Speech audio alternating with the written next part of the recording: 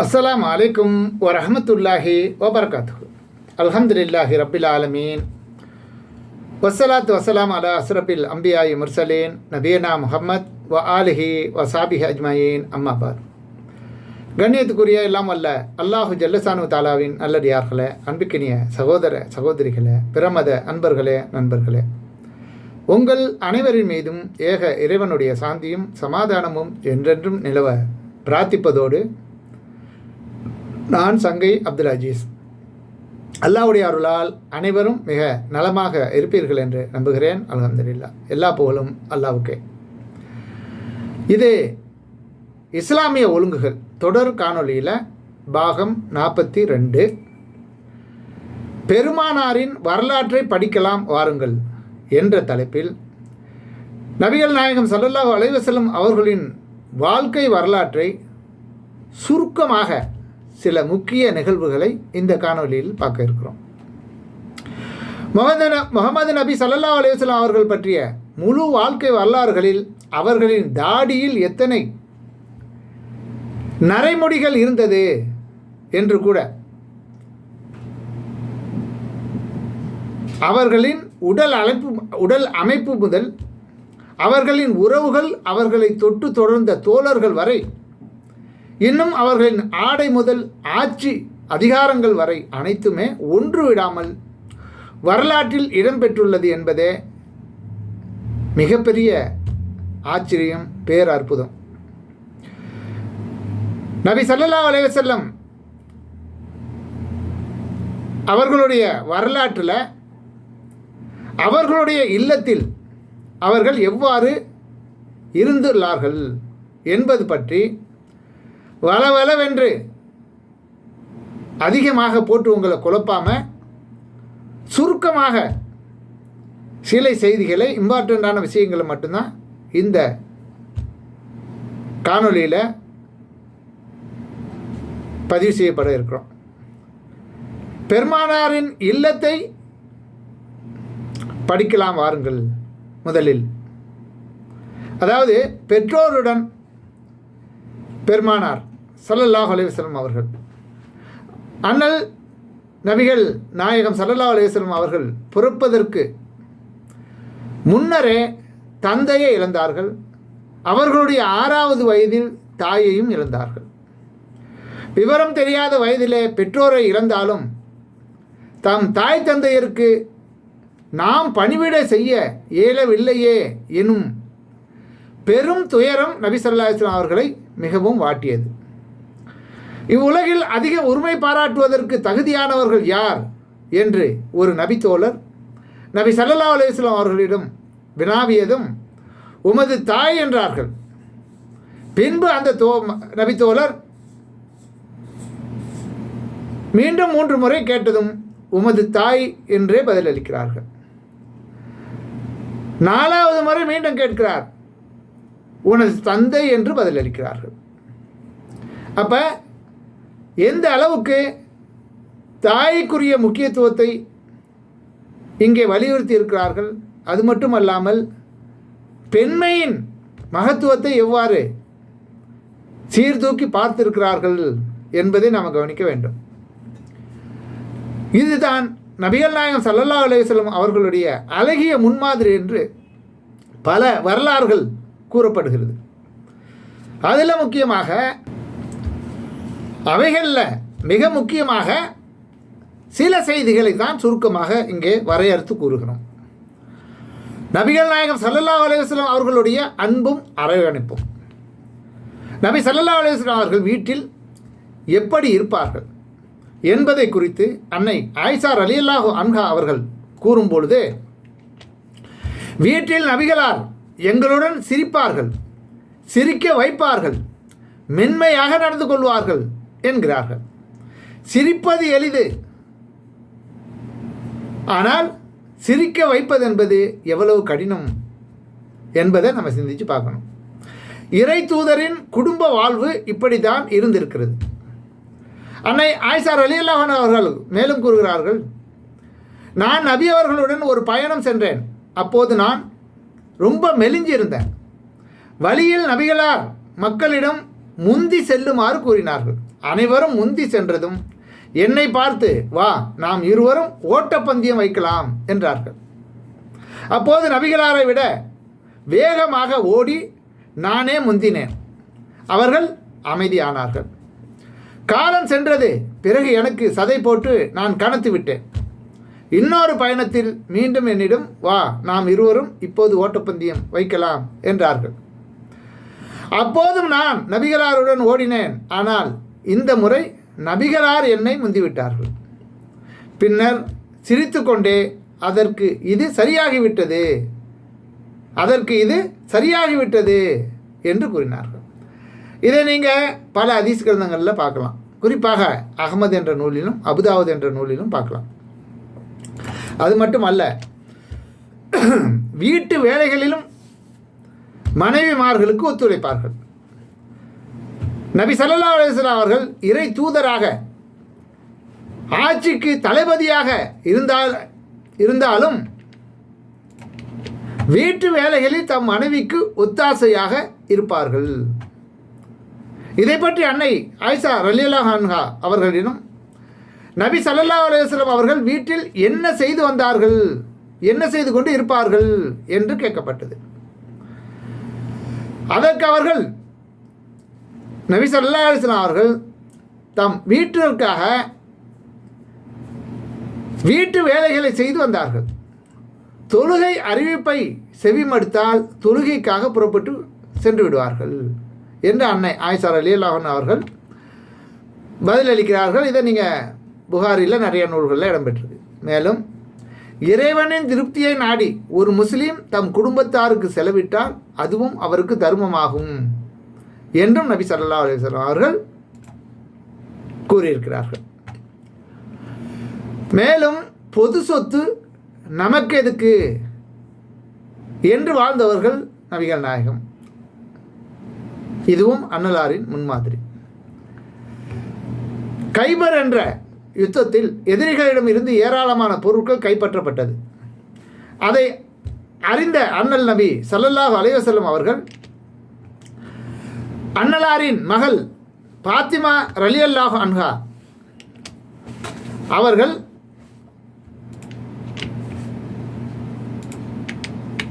தனது தந்தை நபி ஸல்லல்லாஹு அலைஹி வஸல்லம் அவர்களை அணுகி, என் அருமை தந்தையே, நான் மிகவும் வறுமையில் வாடிக்கொண்டு இருக்கிறேன். வீட்டு வேலைகளுக்கு செய்வதற்கு கூட முடியாமல் பலகீனமாக இருக்கிறேன். எனவே எனக்கு உதவியாக ஒரு அடிமை பெண்ணை தந்து உதவுங்கள் என்று கேட்கிறார்கள். தான் மகளின் வறுமையை அறிந்து வைத்துள்ள நபிகளார் அவர்களின் வேதனையையும், அவர்கள் சொன்ன இந்த கருத்திற்கு தான் வேதனையும் பட்டார்கள். இருந்தாலும், என் அருமை மகளே, இதெல்லாம் அற்பமான இந்த உலகின் ஆதாயங்கள். எந்த நேரத்திலும் இவை அழிந்துவிடும். மேலும் இது போரில் கலந்து கொண்டவர்களுக்கு மட்டுமே கொடுக்கப்படும் பொது சொத்து. நபிகளின் மகள் என்பதால் உனக்கு தந்துவிட முடியாது. மகளே, இதைவிட நிம்மதியை தரக்கூடிய ஒரு சிறந்த செயல் ஒன்றை நாம் உனக்கு சொல்லித் தருகிறேன் என்று வினாவிக்கொண்டு, நீ ஒவ்வொரு இரவிலும் தூங்கச் செல்லும் போது சுபஹானல்லாஹ், அதாவது இறைவன் தூய்மையானவன் என்று 33 தடவையும், அல்ஹம்துலில்லாஹ், எல்லா புகழும் இறைவனுக்கே என்று 33 தடவையும், அல்லாஹு அக்பர், இறைவன் மிகப்பெரியவன் என்று 34 தடவையும் ஓதிவிட்டு தூங்குவதற்கு செல்.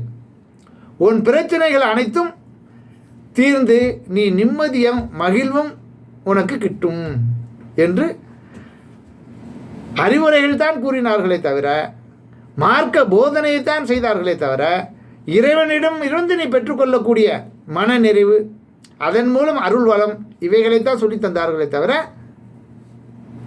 அவர்கள் பொது சொத்திலிருந்து எதுவும் தன் மகளுக்கு கொடுக்கவில்லை. இது ஒரு அழகிய முன்மாதிரி. அடுத்து, நற்பண்புகளுடன் கூடிய ஒழுக்க பயிற்சி. ஒழுக்கமிக்க குடும்பத்தை உருவாக்குவதற்கு நபிகள் நாயகம் ஸல்லல்லாஹு அலைஹி வஸல்லம் அவர்கள் ஈடுபட்ட குடும்பவியலில் நல்லொழுக்க பயிற்சி இன்றியமையாத ஒன்று. அதற்கென எப்போதும் இதை செய் அதை செய்யாதே என்று ஆணை பிறப்பித்து சிடு சிடு என்று இருந்தால் யாருக்கு தான் பிடிக்கும்? உறவுகளை சீர்படுத்துவதற்கு குடும்பத்தினர் நல்லது செய்தால் பாராட்ட வேண்டும். தவறிழைக்கும் போது கண்டிக்கக்கூடிய மனநிலை, மனப்பான்மை பெற்றிருக்க வேண்டும். இதையும் மிக அற்புதமான முறையில் அல்லாஹ்வின் தூதர் ஸல்லல்லாஹு அலைஹி வஸல்லம் அவர்கள் பெற்றிருந்தார்கள். அறுவடையின் போதே பேரிச்சம்பழத்தின் ஜக்காத் நபி ஸல்லல்லாஹு அலைஹி வஸல்லம் அவர்களிடம் கொண்டு வரப்படும். அதாவது ஆட்சித் தலைவர் என்ற அடிப்படையில் பொதுமக்களிடமிருந்து அவர்களுடைய இன்கம்மிலிருந்து வரக்கூடிய ஜக்காத்து தொகையை, அதாவது பொது சொத்து கவர்மெண்ட்டுக்கு கொண்டு வந்து கொடுக்கப்படும். அறுவடையின் போதே பேரிச்சம்பழத்தின் ஜக்காத் நபி ஸல்லல்லாஹு அலைஹி வஸல்லம் கொண்டு வரப்பட்டு, இப்படி ஒவ்வொருவரும் தம் தம் பேரிச்சம்பழங்களை கொண்டு வந்ததும் அது பெரும் குவியலாகவே மாறிவிடும். அப்போது மிக சிறுவர்களாக இருந்த ஹசன் ரலியல்லாஹு அன்ஹு அவர்கள் அண்டு ஹுசேன் ரலியல்லாஹு அன்ஹு அவர்கள் இருவரும் சிறுவராக விளையாடி கொண்டிருக்கக்கூடிய பருவம். சிறுவர்கள், இந்த இரண்டு சிறுவர்களும் அந்த பேரிச்சம்பழம் குவித்து வைக்கப்பட்டிருக்கின்ற அந்த குவியலுக்கு அருகே விளையாடி கொண்டிருப்பார்கள். ஒரு நாள் அந்த ரெண்டு பேரில் ஒருத்தர் என்ன பண்ணுறாருன்னா, ஒரு பேரிச்சம்பழத்தை எடுத்து தன் வாயில் போட்டார்.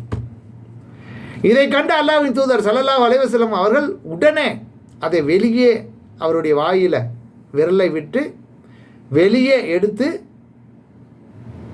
போடுகிறார்கள்.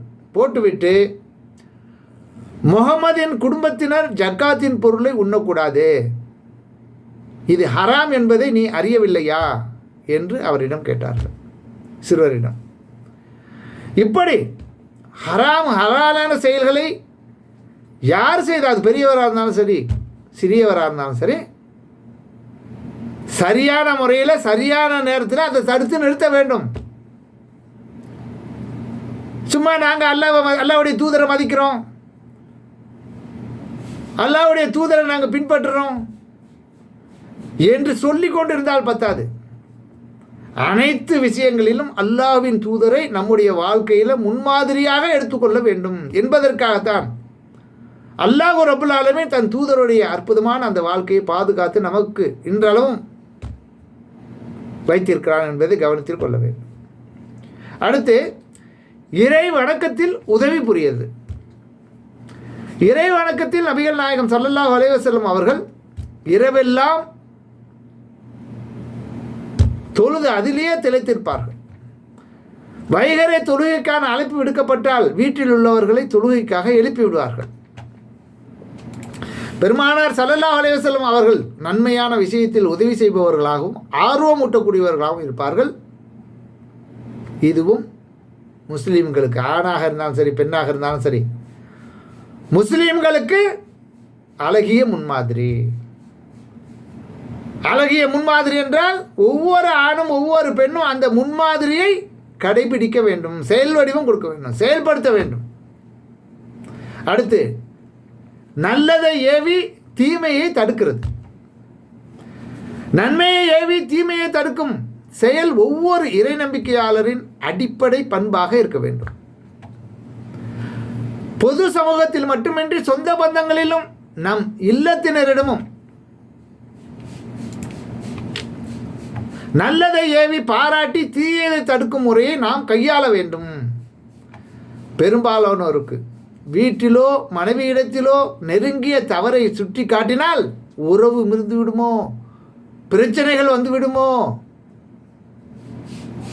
என்று, பிரச்சனைகள் முளைத்து விடுமோ என்ற அச்சம் காரணமாக தவறு தன் கண்முன்னே நகர்ந்த போதிலும் அமைதி காத்து கொண்டு இருக்கிறார்கள். அதை தடுப்பதற்கு எந்த ஒரு முயற்சியும் செய்வதில்லை. இதுதான் முன்மாதிரியா? பெருமானார் ஸல்லல்லாஹு அலைஹி வஸல்லம் அவர்களின் மனைவி ஆயிஷா ரலியல்லாஹு அன்ஹா அவர்கள் நபிகள் நாயகம் ஸல்லல்லாஹு அலைஹி வஸல்லம் அவர்களுடன் உரையாடும் போது அன்னலாரின் மற்றொரு மனைவி ஷஃபியா ரலியல்லாஹு அன்ஹா அவர்களை குறித்து பேசும்போது அவர் குட்டையானவர் என்பதை சுட்டிக்காட்டும் விதமாக சைகை செய்து காட்டினார்கள். அதை கண்டு பெருமானார் ஸல்லல்லாஹு அலைஹி வஸல்லம் அவர்கள் தம் முகம் சிவக்குகிறார்கள், ஆத்திரப்படுகிறார்கள். ஆயிஷாவே, நீ என்ன வார்த்தை சொன்னாய்? நீ என்ன வார்த்தையை கடலில் கலந்தால் கடல் அசுத்தமாகிவிடுமோ அது போன்ற ஒரு வார்த்தையை சொல்லி இருக்கிறாய் என்று அதையும் சுட்டி காட்டுகிறார்கள். துணையோடு மகிழ்வுரையாடல், மனைவியிடம் மனமிட்டு பேசுங்கள். நபிகளாரின் வழிமுறையும் இதுதான். ஒவ்வொரு கணவன்மார்களும் ஒவ்வொரு நாளும் குடும்ப பிரச்சனையை தீர்ப்பதற்கு பொருளாதாரம் தேவைப்படுகிறது இல்லையா? இன்றைக்கி அதிகமான சுமைகளை சுமக்கக்கூடிய அளவுக்கு ஒவ்வொரு குடும்பமும் திகழ்ந்து கொண்டு இருக்கிறது இல்லையா? வீட்டை ஆடம்பரமாக கட்டிடுறது, கடனை வாங்கி வட்டிக்கு வாங்கி வீட்டை கட்டிடுறது, அதுக்கு தேவையில்லாத வீட்டை கட்டிட்டு அதுக்குரிய உபகரணங்கள் தேவை இருக்கும் இல்லையா? அதை வாங்கிட்டு வந்து போடணும். ஆனால் அப்போ இந்த மாதிரி தங்களுடைய வாழ்க்கையின் தேவைகளை அதிகரித்து வாழக்கூடிய ஒரு காலமாக இன்றைய காலம் இருக்கிறது. அப்போ அதுக்கு பணம் தேவையா இல்லையா? மனைவி மக்களை எல்லாம் விட்டு வெளிநாடுகளுக்கு சென்று பணமே ஒன்றே குறிக்கோள் என்று பல வருடங்கள் மனைவி மக்களை பிரிந்து கணவன் கஷ்டப்படுகிறான், ஆண் மக்கள் கஷ்டப்படுகிறார்கள். அப்போ மனைவி மக்களிடத்தில் நிம்மதியாக அமர்ந்து ஒரு நல்ல வார்த்தைகளை பேசி மனம் விட்டு சிரித்து அதெல்லாம் இன்னைக்கு கேள்விக்குறியாகிவிட்டது. அதனால்தான் கணவன் மனைவிக்கு இடையில் பெரிய தூரம், அன்புங்கிறது கிடையாது, பாசங்கிறது கிடையாது. 40-50 வருடங்கள் வெளிநாட்டில் மனைவி மக்களை பிரிந்து போய் உழைத்து அவன் சம்பாதித்து பிள்ளைகளுக்கு நல்லா படிக்க வைக்கணும், வீடு வாசலை தேடணும் அப்படின்னு சொல்லி ரொம்ப கஷ்டப்பட்டு பொருளாதாரத்தை சம்பாதிச்சு எல்லாம் செஞ்சும் கூட கடைசி காலத்தில் அவனுடைய வாழ்க்கை மனைவி இடத்துலையும் அன்பு இல்லை, பிள்ளைகள்கிட்டையும் பாசம் கிடையாது. இப்படி நட்டாத்தில் நிற்கக்கூடிய ஒரு நிலை ஆண்களுடைய நிலை. இதெல்லாம் சிந்தித்து பார்க்கணும் ஒவ்வொருத்தரும். அப்போ மனைவியிடம் மக்களிடம் மனம் விட்டு பேசுங்கள் என்று நபிகள் நாயகம் ஸல்லல்லாஹு அலைஹி வஸல்லம் அவர்கள் அறிவுறுத்தியது மட்டுமல்ல, அவர்கள் அப்படி நடந்து கொண்டார்கள். 9 மனைவியர் ஒரு சேர இருந்த போதிலும் நபிகளாரின் மனவாழ்வு வெற்றிகரமாக அமைந்தமைக்கு என்ன காரணம்? மனைவியரிடம் நபி ஸல்லல்லாஹு அலைஹி வஸல்லம் அவர்கள் மனவிட்டு பேசியது தான். வீட்டிலும் நபி ஸல்லல்லாஹு அலைஹி வஸல்லம் அவர்கள் தமது மனைவியருடன் திருக்குர்ஆன், நபிமொழி, இன்மை மறுமை, சொர்க்கம் நரகம் என்று மார்க்கம் குறித்து மட்டுமே பேசி கொண்டிருக்கவில்லை, அதையும் பேசுவார்கள். அன்னை ஆயிஷா ரலியல்லாஹு அன்ஹா அவர்களும் பெருமானார் ஸல்லல்லாஹு அலைஹி வஸல்லம் அவர்களும் என்னவெல்லாம் பேசி இருக்கிறார்கள் என்பது குறித்த விளக்கம் தலைச்சிறந்த நபிமொழி தொகுப்பான புகாரியில் விரிவாக அதிகமாக பதிவு செய்யப்பட்டிருக்கிறது. எந்த அளவுக்கு இருவரும் பேசி இருக்கின்றார்கள் என்றால், முற்காலத்தில் வாழ்ந்த காதல் ஜோடிகளை குறித்து பெருமானார் ஸல்லல்லாஹு அலைஹி வஸல்லம் அவர்களும் ஆயிஷா ரலியல்லாஹு அன்ஹா அவர்களும் நெடுநேரம் பேசியிருக்கின்றார்கள். அதுவும் ஒன்றல்ல, இரண்டல்ல, 11 காதல் ஜோடிகளை குறித்து பேசி உரையாடல் முழுவதும் புகாரியில் பதிவு செய்யப்பட்டிருக்கிறது. அப்படி பேசிக்கொண்டே வந்த அன்னை ஆயிஷா ரலியல்லாஹு அன்ஹா அவர்கள் இறுதியாக அபு சர்வு, உம்மு சர்வு என்ற தம்பதியை குறித்து பேசும்போது கவலையுடன் இப்படி கூறுகிறார்கள். ஆயினும் அல்லாஹ்வின் தூதரே, அபு சர்வு உம்மு சர்வுடைய மனவிலக்கு செய்துவிட்டார். அதாவது அபு சர்வு என்கிறவர் உம்மு சர்வை விவாகரத்து செஞ்சிட்டாராம், மனவிலக்கு செய்துவிட்டார். இதனை கூறும்போது அன்னை ஆயிஷா ரலியல்லாஹு அன்ஹா அவர்கள் மிகவும் கவலை கொள்வதை கவனித்த நபி ஸல்லல்லாஹு அலைஹி வஸல்லம் அவர்கள், ஆயிஷாவே, உம்மு சர்வுக்கு அபு சர்வு எப்படியோ அப்படியே உனக்கு நானும் அன்பானவனாக இருப்பேன். ஆயினும் அபு சர்வு மனவிலக்கு செய்ததை போன்று ஒருபோதும் நான் உன்னை மனவிலக்கு செய்ய மாட்டேன் என்று கூறினார்கள். அப்போது அன்னை ஆயிஷா ரலியல்லாஹு அன்ஹா அவர்கள் கூறினார்கள், இறைவனின் தூதரே, அல்லாஹ்வின் தூதரே, அபு சர்வை விட தாங்கள் எவ்வளவோ சிறந்தவர்கள் என்று கூறுகிறார்கள். இதை நீங்கள் புகாரி, முஸ்லீம், நசீ பல நூல்களில் பார்க்கலாம். அது மட்டுமல்லாமல் அல்லாஹ்வின் தூதர் ஸல்லல்லாஹு அலைஹி வஸல்லம் அவர்களிடம் உள்ள அழகிய முன்மாதிரிகளில் அடுத்ததாக மனைவியிடம் ஆலோசனை செய்வது. இப்போ பெண்களை பொறுத்தவரையிலையும் எதுக்கெடுத்தாலும் எதையாவது பேசி குழப்பிக்கிட்டே இருப்பாங்க. அதனால் ஆண்கள் என்ன பண்ணுறாங்கன்னா, பல விஷயங்களை பெண்களோட கலந்து ஆலோசிப்பதே இல்லை. எதை வேணாலும் செஞ்சிருவாங்க. மீண்டும் ஒரு பிரச்சனையை உருவாவதற்கு இவர்களே காரணமாகவும் ஆகிவிடுவார்கள். அதனால் எந்த ஒரு காரியத்தை செய்வதாக இருந்தாலும் நம்முடைய மனைவிமார்களுடைய அன்பையும் ஆதரவையும் ஆலோசனையும் பெற்றுக்கொள்ள வேண்டும். அதில் பின் வாங்கக்கூடாது. இதுவும் அல்லாஹ்வின் தூதருடைய அழகிய முன்மாதிரி. நபிகள் நாயகம் ஸல்லல்லாஹு அலைஹி வஸல்லம் அவர்கள் தோழர்களுடன் மதீனாவிலிருந்து மக்காவுக்கு ஹஜ்ஜி செய்வதற்காக பயணித்து வந்தார்கள். வரலாற்றில் இது ஒரு செய்தி. இறை மறுப்பாளர்கள் இவர்களை ஹஜ்ஜி செய்ய விடாமல் தடுத்தார்கள்.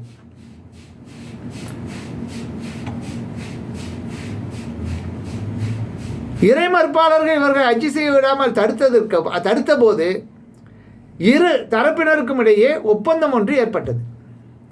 அந்த ஒப்பந்தத்தின்படி இந்த ஆண்டு ஹஜ்ஜி செய்யாமல் திருப்பி சென்று விடுவதென்று முடிவு எடுக்கப்பட்டது.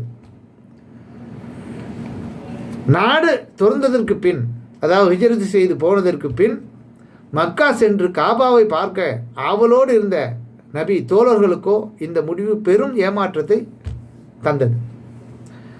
நபி தோழர்கள் தலைமுடியை அளிக்காமல் தடுமாறி நின்றார்கள். பெருமானார் ஸல்லல்லாஹு அலைஹி வஸல்லம் அவர்கள் அன்னை உம்மு சல்மா ரலியல்லாஹு அன்ஹா அவர்களிடம் ஆலோசனை கேட்டார்கள். ஒவ்வொரு பிரயாணத்திலையும் ஒவ்வொரு மனைவிமார்களை கூட அழைச்சிட்டு போவாங்க. இந்த பிரயாணத்தில் உம்மு சல்மாங்கிறவங்க நபி ஸல்லல்லாஹு அலைஹி வஸல்லம் அவர்களை கூட வந்தவங்க, அந்த பிரயாணத்தில் இருந்தவங்க. உம்மு சல்மா ரலியல்லாஹு அன்ஹா அவர்கள் அவங்களுக்கு ஒரு ஆலோசனை செய்கிறாங்க. இந்த மாதிரி நபி தோழர்கள், அதாவது சஹாபாக்கள் தோழர்கள் யாருமே நம்ம சொல்கிறது கேட்க மாட்டேங்கிறாங்களே, எல்லாம் கோபமாக இருக்காங்களே, என்ன செய்கிறதுன்னு ரொம்ப பயங்கர திங்கிங்கில் என்ன உட்கார்ந்துருக்காங்க. அப்படி இருக்கும்போது நபி ஸல்லல்லாஹு அலைஹி வஸல்லம் அவர்களுடைய மனைவி உம்மு சல்மா அவர்கள் ஒரு அறிவுரை சொல்கிறாங்க. நீங்கள் முதலில் தலைமுடியை மலியுங்கள், பின்னர் உங்களை பார்த்துவிட்டு உங்கள் தோழர்களும் உங்களை பின்பற்றுவார்கள் என்று ஒரு அற்புதமான ஆலோசனையை அந்த நேரத்தில் வழங்கினார்கள். அனல் நபி ஸல்லல்லாஹு அலைஹி வஸல்லம் அவர்களும் உம்மு சல்மா ரலியல்லாஹு அன்ஹா அவர்களின் அந்த ஆலோசனையை ஏற்று அதன்படி செயல்படுத்தினார்கள். அதன் பின்பு நபித்தோழர்கள் அனைவரும் அதை செயல்படுத்தினார்கள். அப்போ மிக கஷ்டமான மன சோகத்தில் அமர்ந்திருக்கும்போது அற்புதமான ஒரு வழிமுறையை அன்னை உம்மு சல்மா அவர்கள் சொன்ன அந்த அறிவுரை எப்படி பலன் அளித்தது என்பதை சிந்தித்து பாருங்கள்.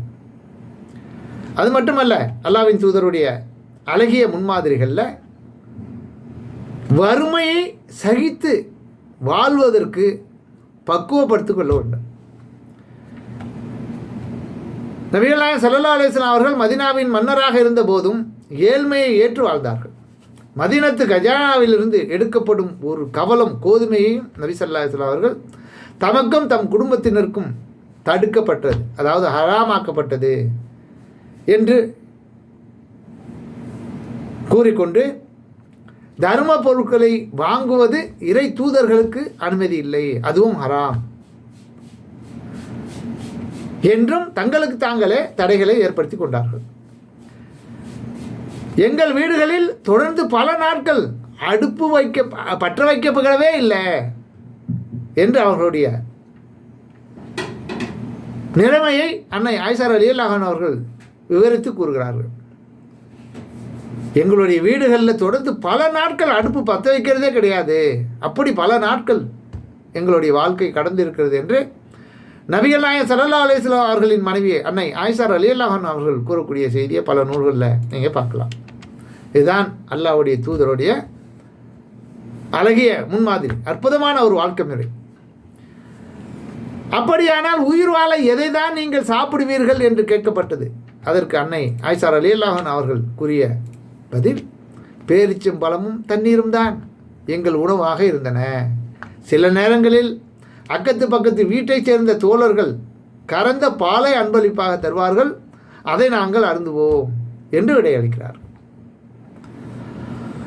ஒழுக்கமிக்க சமூகத்தை கட்டி அமைக்க முதலில் முயற்சி வீட்டிலிருந்து தொடங்கப்பட வேண்டும் என்பதற்கு பெருமானார் ஸல்லல்லாஹு அலைஹி வஸல்லம் அவர்கள் தங்களுடைய வாழ்விலிருந்து நமக்கு அற்புதமான வழிமுறைகளை கற்றுத்தந்திருக்கிறார்கள்.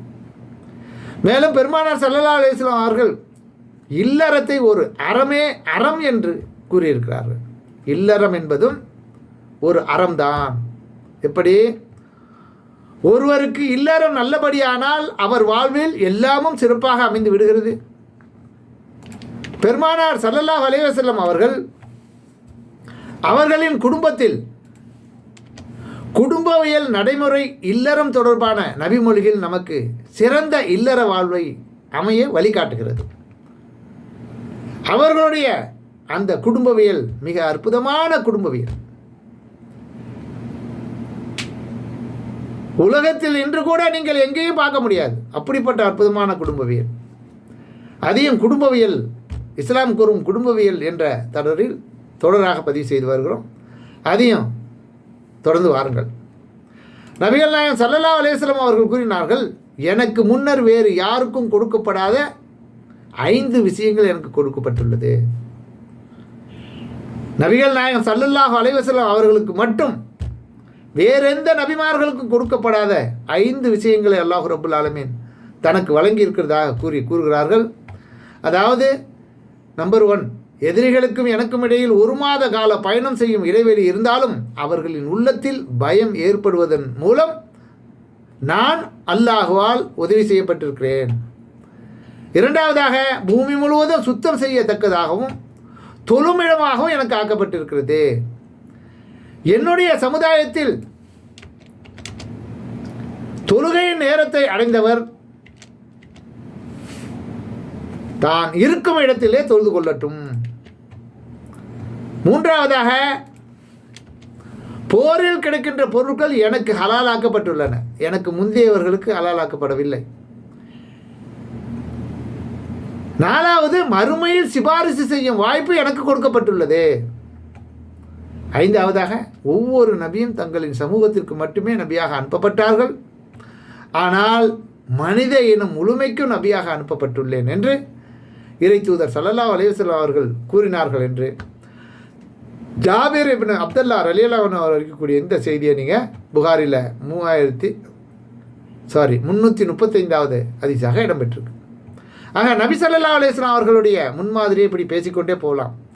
அவர்களுடைய வாழ்க்கையில் மிக சுருக்கமாக, ரத்தின சுருக்கமாக இம்பர்டண்டான செய்திகளை மட்டும்தான் இதில் பதிவு செஞ்சுருக்கேன். இதுவே 30 நிமிடத்தை தாண்ட போகுது.